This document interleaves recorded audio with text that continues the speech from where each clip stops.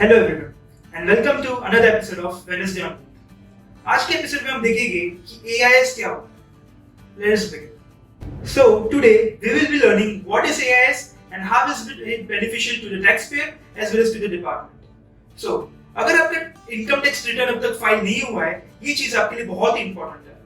Last year से government ने एक जो नया फीचर इंट्रोड्यूस किया है, इसकी वजह से काफी लोगों को नोटिस आ रही है due to non compliance of AIS.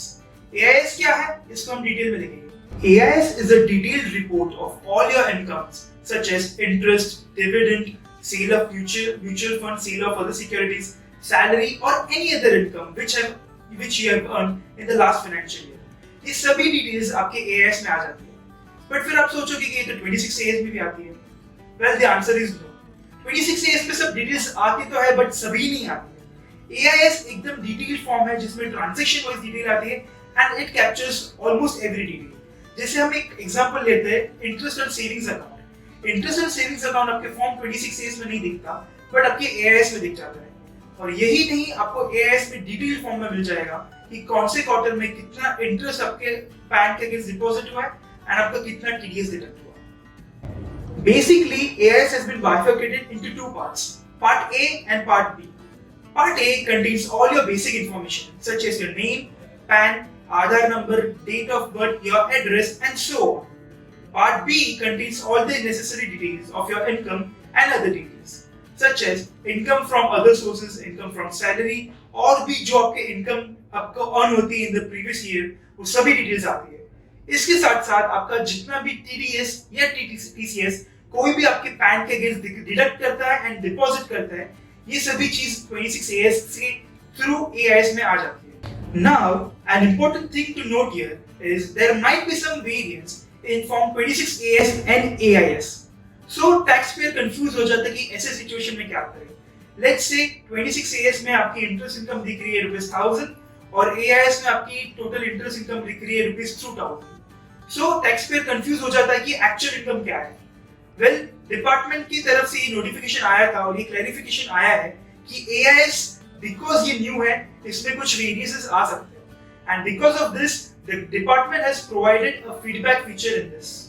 Through this feedback feature अगर ऐसी कोई इनकम है जो आपके एआईएस में दिख रही है जो आपकी नहीं है या गलत अमाउंट की रिपोर्ट हो रही है, you can raise the issue to the income tax department which it will be rectified later on by the department. So what was the need for AIS? जब 26 एएस ऑलरेडी था तो AIS की जरूरत क्यों पड़ी? बेसिकली डिपार्टमेंट ने ये notice किया कि काफी टैक्स पेयर्स अपनी छोटी मोटी इनकम रिपोर्ट करना भूल जाते हैं बिकॉज उनके पास ट्रैक नहीं होता। So department has come with this new feature जिसमें आपकी छोटी से छोटी इनकम भी डिपार्टमेंट के पास आ जाती है एंड वो आपके एआईएस में दिख जाती है।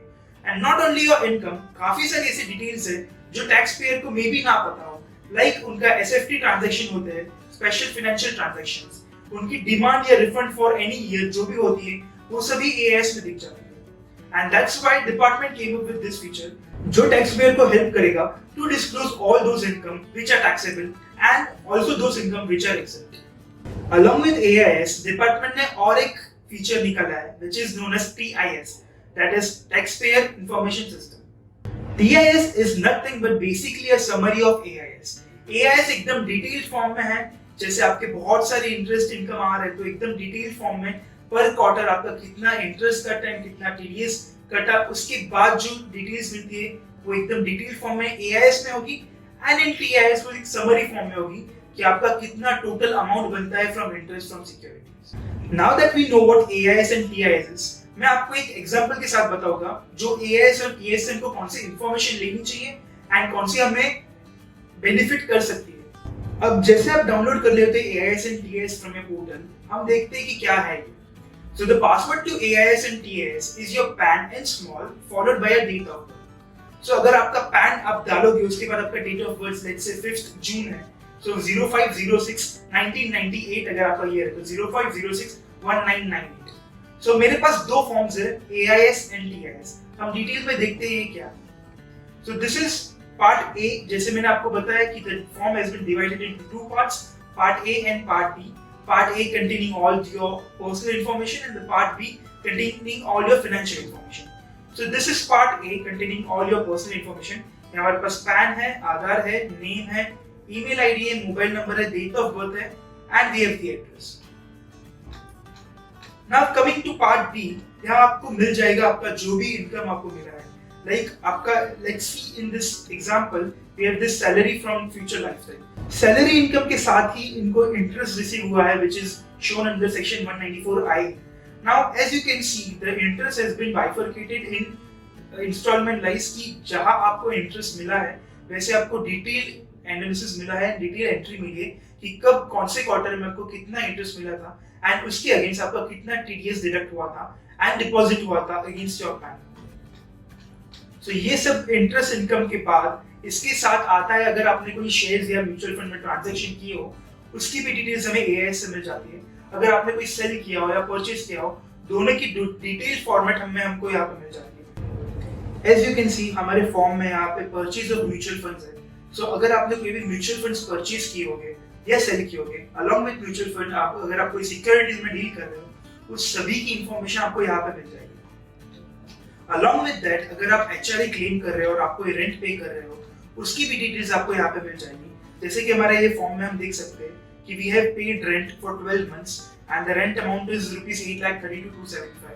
सो ये सभी डिटेल्स आप जब भी एचआरए क्लेम करने के लिए आपके एचआर से शेयर करते हैं ये इंफॉर्मेशन डिपार्टमेंट के पास जाती है एंड वही इंफॉर्मेशन आपके एआईएस में आ जाती है। अब एआईएस के बाद आते हैं टीआईएस। सो अगेन टीआईएस में बेसिक इंफॉर्मेशन से स्टार्ट होती है, your PAN number, date of birth और वो सब, and then below we have the summary of the total income and the total TDS deducted against it. Like हमारे पास ये टेबल है जहां हमारे 7 सोर्स ऑफ इनकम एक्सपेंडिचर है। लाइक सैलरी है, इंटरेस्ट फ्रॉम सेविंग बैंक है जो अपने फॉर्म 26 एएस में नहीं आता एंड यहाँ पे आता है। Then we have interest from deposit, interest from other sources, rent payment जो हम एचआरए क्लेम करने के लिए डिस्क्लोज करते हैं। Then we have purchase of time deposit, that is the SFT transaction, and then we have purchase of securities and units of mutual fund. So basically AIS और TIS features लाए गए थे to help the taxpayer as well as the department for transparency कि आपकी कोई भी income miss ना हो और आपका कोई भी रॉन्ग डिस्क्लोजर ना हो जिसकी वजह से आपकी नोटिस आने के चांसेस बहुत कम हो जाते हैं। So that was all about AIS and TIS feature of the income tax department. अगर आपको कोई भी क्वेरी है you can reach out to a tax expert and financial experts. For more such videos do subscribe to our channel.